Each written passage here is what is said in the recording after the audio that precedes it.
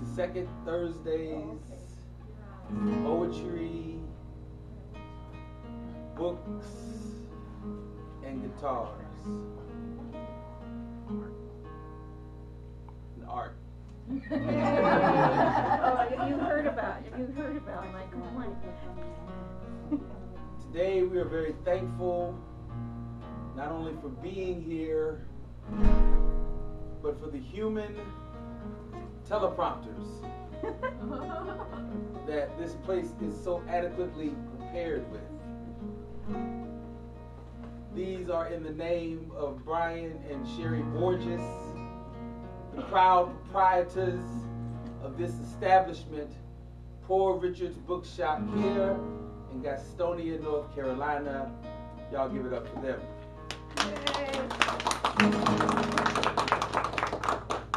Also,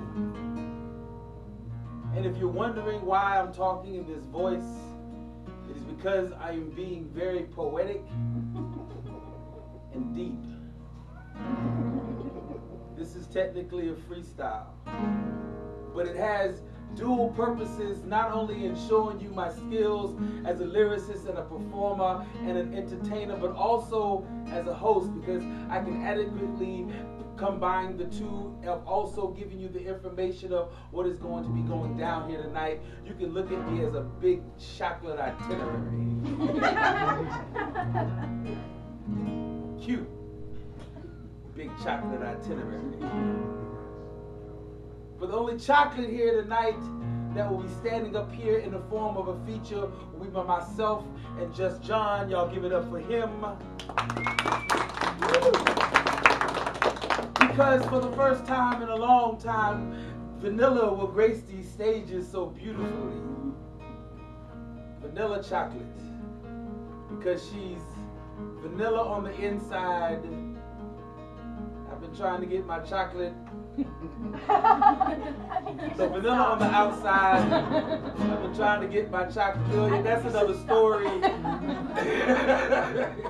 Your lovely feature for the night, Miss Black Madonna. Y'all give it up. And also, which puts me in the mind of a lot of women that I've been with in the past who always seem to be able to find something else to do while we make love. I give you the artist, Mr. Roy Lindsay. While this is going on, he will be creating on canvas whatever energy and pictures in his mind is inspired by the events of this evening. I pray that you all will give the energy that is deserved here tonight, because there's a lot of stuff going on up here that if you were to put this exact setting somewhere in a stadium, you would have to pay at least $50 to see it. So we're only going to ask you for $25. Kidding. That being the case, my name is Tavis Brunson. That is the least important thing that you will hear tonight, right after this poem that I'm about to do. And it's going to be a freestyle. For those who are uneducated or unknown or ignorant, which is not a bad thing as long as you don't want to stay in that position, which is getting me ahead of myself and talking about the women that I want to talk about tonight. Freestyle is when the words just come off the top of your head. When you say what you feel. When you do not employ a filter on your thoughts, emotions, things of that nature. Little boy just walked in, so I'm going to have to curb. Nah. Well then fuck that. He's like, oh boy. I told you, Brian. Maybe we should have started recording after this.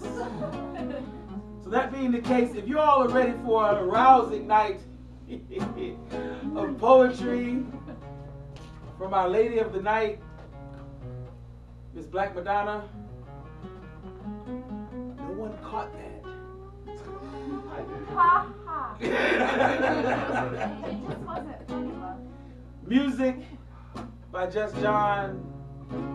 Art by Roy Lindsay. And a mediocre host in Tavis Brunson. Put your hands together and let us make a whole lot of noise.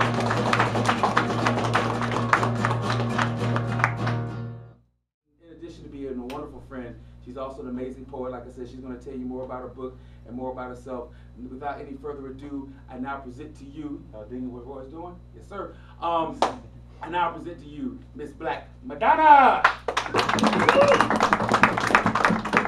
Thank you. Wow. For real, seriously, I would not be a poet if it were not for Tavis Brunson. I mean that. I'm not blowing smoke at all. And we really did move to Charlotte in part because of Tavis. We had 4 cities to choose from, and I was like, yeah, but Tavis is in Charlotte. Stalker. So, yeah. I'm Jessica Keene. I have a book. It's right there. It's called The Long Way. It's full color art and poetry. If you're interested, take a look. Poetry, that's what you're here for, right? This is my very most brand newest poem. It's called Open Letter to My Lover. Oh boy. It's probably the sweetest thing you will hear from me tonight. Be prepared. I don't do love poems. You're in the right place. Maybe you could just forgive me. I know that you aren't finding what you're looking for in my smile, but I keep giving them to you anyway, as if somehow this pale substitution might somehow be enough. Forgive me for avoiding eye contact while craving your kisses. I know I am smoke rings, broken promises, and contradictions, and I'm sorry that I might be less than what you wanted, needed. I know that you can see past all the subterfuge, the lipstick and well-placed lies, but baby, your breath tastes like tomorrow, and I don't know how I'm going to breathe when we get there, if we ever get there. Love, you leave me panting, gasping, and it's not eloquent or lovely, and I am not sorry. Love, won't you please find a pretty girl to call beautiful? Maybe she'll believe you if you say it to her often enough. Maybe you can cut and paste some lovely ever after with her, and she will answer honestly when you ask her a simple question like, how are you today? And you won't have to grimace at her answer. You won't have to go out of your way to convince her that she is worthy of your attention. She will be sure and never defensive. She will not complicate you the way that I have. She will not be so hungry. She will never starve herself to the point of dizzy and numb before she remembers to eat something. She will know her place. She will know how to make an exit gracefully. She will always smile when you pay her a compliment and receive it as if she is sure that you meant it. Pretty girls always do. She will never take more from you than she can give in return. She will not be scared, and she will not be scary. You will never wake in the night to the sound of her screaming or of her tiny fist pounding against your chest, and she will never weep for no apparent reason. You'll never have to pick her pieces up off of your floor, I promise. She will pretend to like all of your favorite movies. She will never say, what is that? When you're bobbing your head along with the beats pouring out of your car stereo, you will have common ground. Her smiles will come easy and they will never make you uncomfortable. She will be fun to be around. She will smell nice and she will have perfect toes. She'll remember to paint her nails more than once a month, and she might even shave her legs regularly. She will be all of the pretty things that I'm not ever going to be, love. She will love you less than I believe you deserve, but better than I think I ever could. She will look at you as if she believes that you have never been broken. She will hold you like she knows that you never will. She will carry her name well, like a tattoo she was born with, like nobody ever tried to take it from her. She will make eye contact like she's never been ashamed of anything. You will never have to call her weird because she will never try to speak to you using long dead languages of her ancestors. She will never sit quietly simply for the enjoyment of keeping the words echoing around her mouth. She will never sit quietly for the fear of sounding like a fool. She will never say something cruel just to beat you to it. You will never have to kiss her bruises and battle scars into beauty marks. She will be clean. She will never find herself knee-deep in messes she's made. She will stand tall. Her comfort zone will not exist somewhere between rock and hard place. Please, stop trying to find something lovely in my cracks. I will only disappoint you, love. Please, won't you find some pretty girl to love?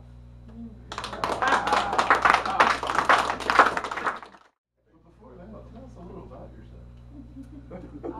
My name is Jessica. I have 4 children. I'm a pastry chef and a poet.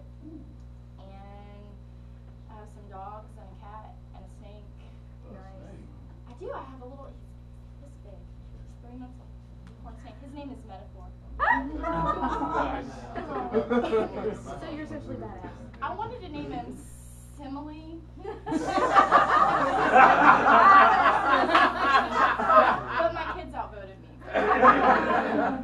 They thought that Metaphor was better. I'm getting a snake just for that. You should. You really should. What kind of snake is it? He's a corn snake. A what? A corn snake. What that do? Riddle was very pretty. If your 4 children come to you and say, I want a snake, and you're not necessarily completely opposed to the idea of a snake, corn snake is the way you want to go, because corn snake doesn't get any bigger than this. It's never going to need to eat anything bigger than a mouse. Dead mice, they're not alive. It's easy. Whatever. Anyway, my snake is awesome. I don't care what you do.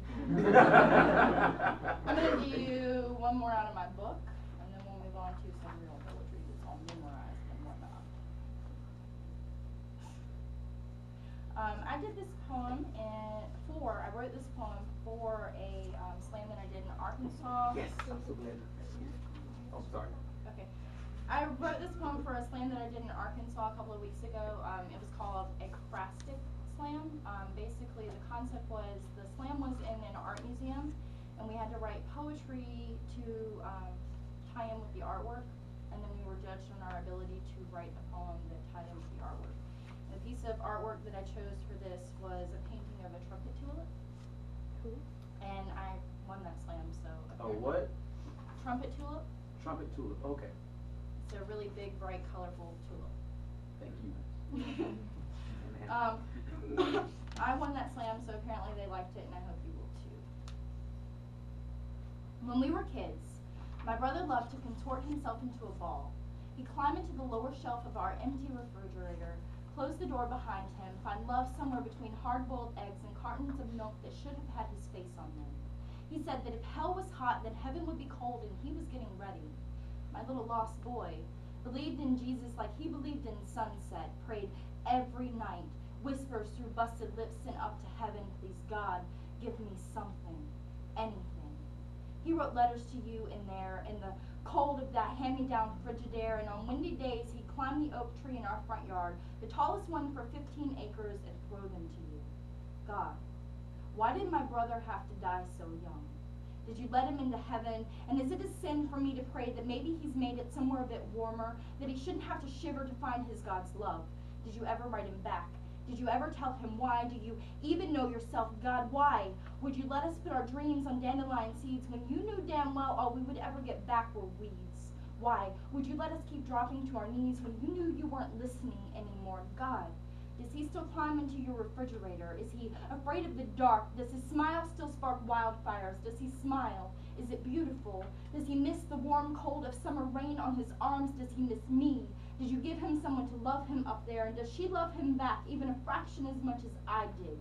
Are his eyes still blue, like the ocean he never got to see, like heaven on a perfect day, or was it too much for you? Can you look at him? Would I know him if I saw him today? Does he still hold landmines in his laugh lines? Do you love him like I did? God, I don't remember what the weather was like the day he died. Was it raining?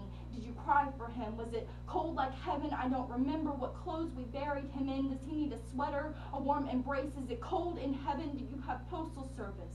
If I climbed up on my roof on a windy day, could I send him a memory? Would he get it? God, did he ever blossom like the trumpet tulips I planted on top of his grave? Is he a garden now? Is he beautiful? Do you tell him he is beautiful? Are there mirrors in heaven? And is it a sin to hate your own reflection? Is he still lost? Or did you find him? Did he meet Jesus? Did Jesus see his reflection in my brother's face? Did they compare scars? God, did you look at his scars? Was his suffering enough for you? God, why did he have to suffer so much? Did you give him someone to love? Does she hold him when there are thunderstorms? Are there thunderstorms in heaven? Do you take him fishing? Does he know how much I miss him? Do you cry sometimes? Do you make mistakes? Are you sorry it had to hurt so much? Why does it have to hurt so much? Sometimes, God, sometimes I wonder about my garden. The trumpet tulips that sprouted after the frost had thawed, beautiful splashes of orange and pink and yellow in an ugly, ugly place. Are they still growing? Are they beautiful? Does he love them?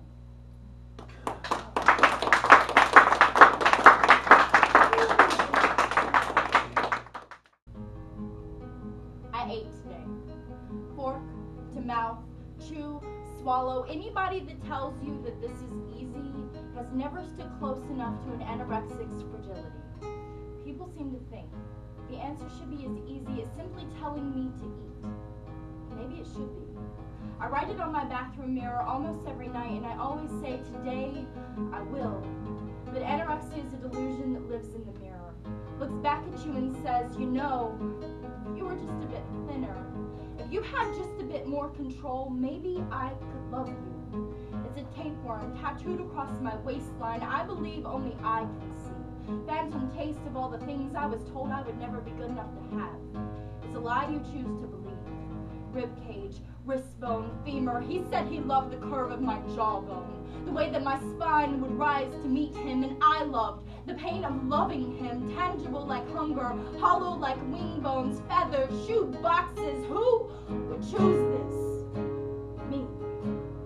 I've developed a fascination with birds, raptors, Halloween creatures balancing hunger with the fear of falling. Hunger is as much about control as it is about need. Eating is an automatic response of a body emotion. How could I? When I am lying here stagnant and nauseous, shamed for trading fleeting moments burning in the sun for raging like infernos, broken-winged angels, butterflies pinned to pages, blue morpho, gone pale and sallow for the fear of flying too high.